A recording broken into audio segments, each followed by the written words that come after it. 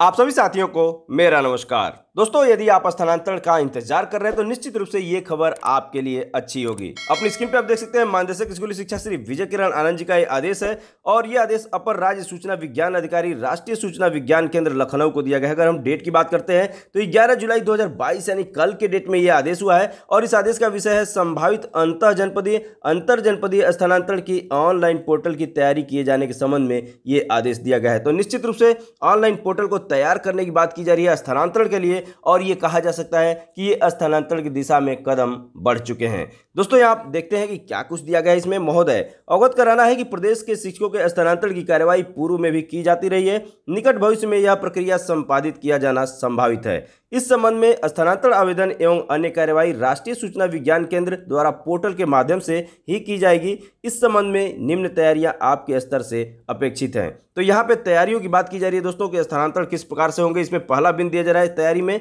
अंतर जनपदीय तथा पारस्परिक अंतर एवं अंतः जनपदीय स्थानांतरणों हेतु आवेदनकर्ता द्वारा मानव क्षमता पोर्टल की लॉगिंग आईडी से ही स्थानांतरण पोर्टल पर लॉगिंग किया जाना है। स्थानांतरण पोर्टल संचालित करने वाली एनआईसी टीम के द्वारा मानव क्षमता पोर्टल संचालित करने वाली एनआईसी टीम से समन्वय स्थापित करते हुए ईएचआरएमएस आईडी और संबंधित शिक्षक का वांछित बिंदुओं पर विवरण एपीआई के माध्यम से लेने की कार्यवाही कर ली जाए, जिससे कि प्रत्येक शिक्षक का विवरण उसके द्वारा स्थानांतरण पोर्टल आवेदन करने पर प्रदर्शित हो सके। स्थानांतरण पोर्टल पर आवेदनकर्ता वही सूचना पृथक से अंकित करेगा जो मानव क्षमता पोर्टल पर उपलब्ध नहीं है। यहाँ पे तीनों तरह के स्थानांतरण की बात की जा रही है, चाहे अंतर जनपदीय हो या पारस्परिक अंतर अर्थात म्यूचुअल ट्रांसफर हो या फिर अंतर जनपदीय हो। तो ये बातें तो क्लियर है। दूसरी चीज, मानव क्षमता पोर्टल पर आपके विवरण को दुरुस्त करने की बात की जा रही है, क्योंकि आपके लॉगिंग आईडी जो मानव क्षमता की ईएचआरएमएस पोर्टल की जो नंबर होते हैं, आईडी होती है मानव क्षमता की, उसी से आप लॉगिंग करेंगे, अपने ट्रांसफर के लिए आवेदन करेंगे। तो इस संदर्भ में यहाँ पे बातें बताई जा रही हैं। दूसरे बिंदु में बताया जा रहा है कि इंटर डिस्ट्रिक्ट ट्रांसफर में अभ्यर्थियों द्वारा एक निर्धारित अर्हता रखने पर पोर्टल पर आवेदन किया जाएगा। शासनादेश में दी गई व्यवस्था अनुसार उनका स्थानांतरण किया जाएगा। तत्पश्चात जनपद में विद्यालय आवंटन की कार्यवाही एनआईसी टीम द्वारा की जाएगी। गत वर्ष आपको विद्यालय आवंटन की कार्यवाही हेतु ईमेल के माध्यम से विद्यालयों में छात्र संख्या, शिक्षक संख्या इत्यादि से संबंधित डाटा उपलब्ध कराया गया था। इस वर्ष हेतु उक्त डाटा एपीआई के माध्यम से एनआईसी की मानव क्षमता टीम से लेने हेतु आवश्यक समन्वय स्थापित कर लें। यहाँ तीसरे बिंदु में बताया जा रहा है कि यह भी संज्ञान में लाना है कि इस हेतु एसएसएल सर्टिफिकेट तथा सिक्योरिटी ऑडिट की कार्यवाही पूर्ण कर लें। एसएमएस प्रेषण हेतु रिचार्ज करा लें। चौथा बिंदु दोस्तों महत्वपूर्ण है। यहाँ बताया जा रहा है कि पारस्परिक स्थानांतरण में 2 चरण होंगे, अर्थात म्यूचुअल ट्रांसफर के लिए 2 चरण बताए जा रहे हैं। इसमें प्रथम चरण में सभी इच्छुक आवेदकों द्वारा अपने युग्मों की खोज की जाएगी और दूसरे चरण में स्थानांतरण संबंधी कार्यवाही जो निम्न प्रकार से होगी। तो क्या होगी, आइए इस कार्यवाही को देख लेते हैं, किस प्रकार से ये स्थानांतरण होंगे।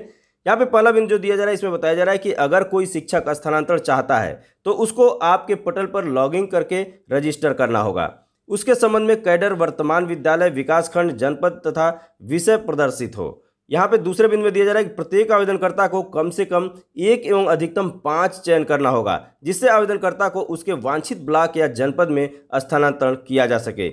इस हेतु डाटा एपीआई के माध्यम से एनआईसी की मानव क्षमता टीम से लेने हेतु आवश्यक समन्वय स्थापित कर लें। अतः आपसे अनुरोध है कि उक्त बिंदुओं पर यथाशीघ्र तैयारी करने का कष्ट करें। भौदीय विजय किरण आनंद जी, महानिदेशक स्कूली शिक्षा। तो दोस्तों, यहाँ पे एक चीज स्पष्ट हो जा रही है कि जो स्थानांतरण होंगे वो शासनादेश अभी आने वाले हैं, शासनादेश के अनुरूप ही होंगे। जो दूसरी बात कही गई है इसमें, वो इसमें जनपद के अंदर, जनपद के बाहर और म्यूचुअल ट्रांसफर की भी बात कही गई है, यानी तीनों तरह के स्थानांतरण की बात यहाँ पे कही गई है। उसके अलावा जो महत्वपूर्ण बात ये कही गई है कि जो मानव क्षमता पोर्टल पर है, शिक्षकों के जितने भी डिटेल्स हैं वो मानव क्षमता पोर्टल से लिए जाएंगे और उसी के आधार पर ये स्थानांतरण किए जाएंगे। दोस्तों, यहाँ एक बात और हम स्पष्ट करना चाहेंगे। कुछ समय पहले ही अपर परियोजना निदेशक रोहित त्रिपाठी जी का ये संदेश आया था कि शिक्षकों को अवगत कराया जाए, उनको जानकारी दी जाए कि मानव क्षमता पोर्टल पर जो ट्रांसफर टैग है उस पर कोई छेड़छाड़ न करें, क्योंकि यहाँ मानव क्षमता पोर्टल से आपका ट्रांसफर नहीं होना है। आपके मानव क्षमता आईडी का यूज होगा। इसके अलावा मानव क्षमता पे जितने भी आपके विवरण है उसको मानव क्षमता पोर्टल से ही लिया जाएगा, लेकिन ट्रांसफर के लिए एक अलग पोर्टल बनाया जाएगा जिसपे आपको आवेदन इसी के माध्यम से करना होगा। तो मानव क्षमता के ट्रांसफर टैब में कोई आप छेड़छाड़ न करें। आप जानते हैं कि मानव क्षमता पोर्टल आपके सारे विवरण का खजाना है। एक तरह से सारी जानकारियां आपको मानव क्षमता पोर्टल पे हैं और वहीं से ये सारी चीज़ें अटैच की जाएंगी और पोर्टल आपके ट्रांसफर के लिए अलग से बनाया जाएगा।